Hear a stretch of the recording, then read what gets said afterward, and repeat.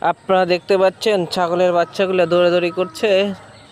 দৌড় প্রতিযোগিতার মতো মনে হলেও এটা তাদের আনন্দঘন মুহূর্তে খুবই চমৎকারভাবে তারা সময়টি কাটাচ্ছেন। গ্রাম্য কৃষি আসলে দেখতে অত্যন্ত চমৎকার লাগে। প্রাকৃতিক পরিবেশে বেড়ে উঠছে ছাগলগুলো, অত্যন্ত চমৎকার লাগছে আমার কাছে। আপনাদের কাছে কেমন লাগছে অবশ্যই আপনারা মতামত জানাতে পারেন।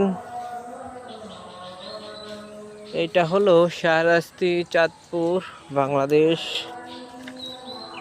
ধন্যবাদ সবাইকে। কিরকম আইয়ে না কা